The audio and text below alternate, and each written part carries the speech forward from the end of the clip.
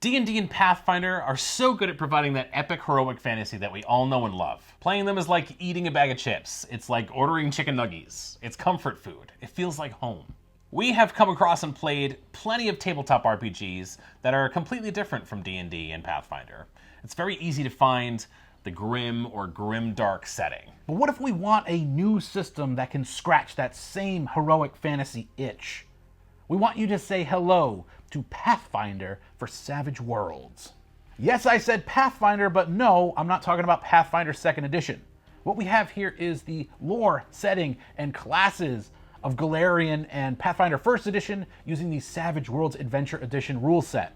After playing in this system for about a month now, we feel comfortable making some comparisons. It's time to finally see if Savage Pathfinder is a worthy alternative to these tabletop titans in heroic fantasy. In order to do a proper comparison, first we need to define what heroic fantasy means to us. D&D and Pathfinder's mechanics, they generate a playstyle, they evoke a feeling that closely resembles being a team of superheroes. We want to work together to save the world and rescue the troll princess from the rabid bunnies of Sugarplum Meadow. We want to beat up bad guys with axes and kill them with fireballs while shotgunning a Miller Lite in your mom's basement. We want to get bigger and badder as we level up, getting new ways to seduce dragons. It's about earning fame and fortune and everything else that's difficult to obtain in real life. It's high fantasy cranked up to 11, where your quest giver is going to be an undead dragon that wants you to slay a slimy ancient sea slug to return its soul. It's being cool enough to say, never tell me the odds, while pulling off big cinematic moments. Succeeding on dice rolls and celebrating crits, man, it's gotta feel good. These are all the things that make D&D and Pathfinder such beloved games across the multiverse. And Savage Pathfinder needs to meet or exceed this criteria to become a true alternative. Let's go over a single skill check in Savage Pathfinder so we can cover some of the system's most exciting mechanics. The first major noticeable difference is that this game doesn't have any stats or modifiers.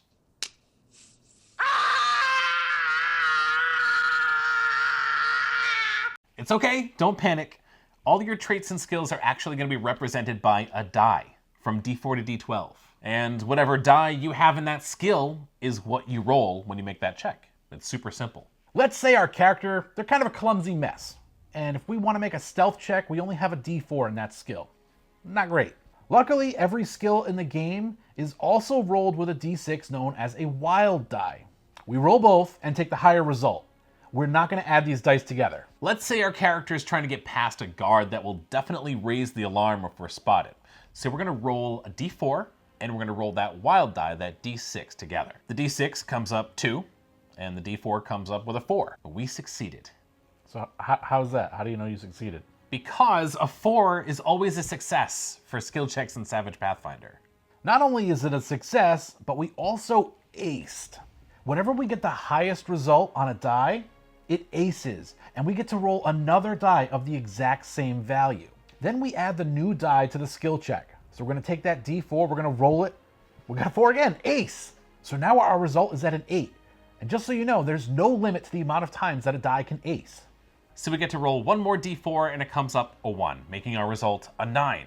We got a raise. Anytime your skill check succeeds by more than 4, it's called a raise. And this can stack. Oh, yeah, that's like in Pathfinder 2, you're getting a crit. Yes. If you roll 10 or higher than the target number, right? Yes, exactly. Raises work like critical successes. Okay, back to our example. Because we succeeded, we were able to sneak past that guard. Because we got a raise, the Game Master describes a little bonus for us. The guard we were sneaking past, they start to doze off to sleep. This was a big high-stakes moment, and that's what heroic fantasy is all about. So often in D&D and Pathfinder, players tend to avoid their weaker skills. They don't want to roll low.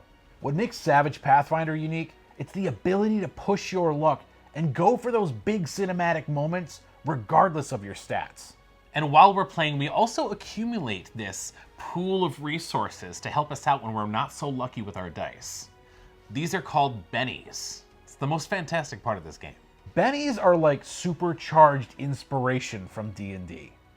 They let us reroll our dice, soak up wounds and damage, alter the story, and much, much more. Rather than be dead in the water after a bad D20 roll, bennies give us the power to change our fate. Knowing that we have 3 bennies on the table to spend almost feels like having a cheat code or an ace up your sleeve. At a glance, this looks very different from D&D and Pathfinder, but you know what? After a few turns, we kind of forgot we were even playing a new system. The wild die, aces, and raises are the means to create those big cinematic moments. And bennies, those are the resources used to control them and make them happen when you want them to. Savage Pathfinder makes it so easy to slip into the leather pantaloons of a rage-fueled barbarian. Or don the pointiest hat of the scholarly wizard.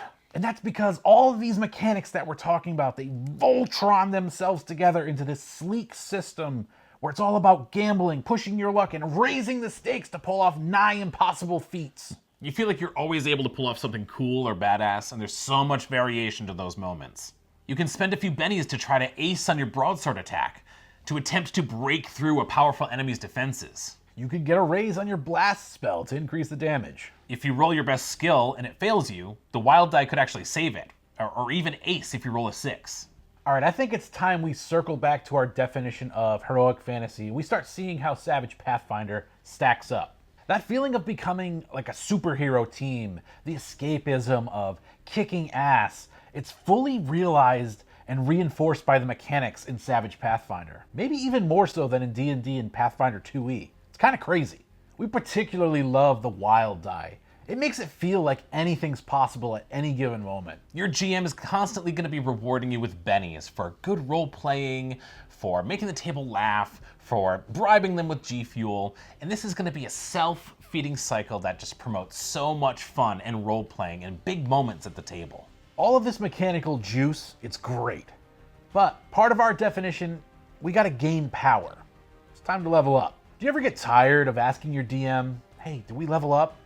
After every session in a milestone campaign? Savage Pathfinder, it kind of sidesteps that by allowing you to gain an advancement after every session. How awesome does that sound? Every time you advance, you can choose one of 4 different improvements, one of those being edges.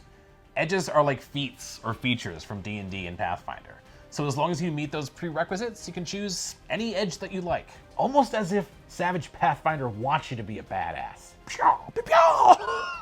This feels incredibly similar to the deep character customization options available in Pathfinder 2e.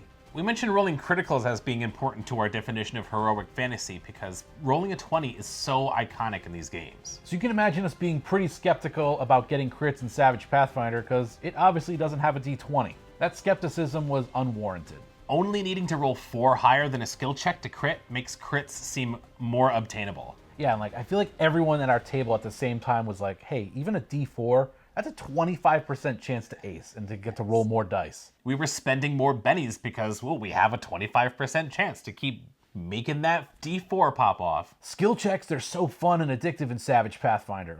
All of our players were like, you can have a huge roll pop off at any moment. This means that your characters are splitting goblins in half with great axes, you're immolating bandits with a blast spell, you're scaling the sheer surface of castle walls, and much, much more. This is like Fast and the Furious meets Dungeons and Dragons. All your friends are family, and everyone can be Dominic Toretto. So there's a few rules we haven't covered yet that further enhance the epic fantasy escapism. Most of the enemies we fight in this game are called extras. They take 1 wound and they kick it. And it's quite common to just mow through waves of these little buggers. For those of you familiar with Pathfinder 2e's action economy system, that's typically heralded as the crown jewel of that system. Savage Pathfinder's action economy, it's even better. Instead of always having to think about 3 actions each turn, you can choose how many actions you take, up to 3. The catch being that you're going to get a negative modifier depending on the number of actions that you've chosen. So if you chose to do 3 actions, they're all going to be at -4. If you chose to do 2 actions, they're all going to be at -2. If you chose 1 action, there's no negative modifier. This lets you push your turns to the limit. The game is daring you to gamble it all on gold and glory. Hell, even initiative in this game is Fast and Furious and Dom Toretto'd. The Game Master is going to deal out standard playing cards with jokers to everyone at the table, characters and all the monsters.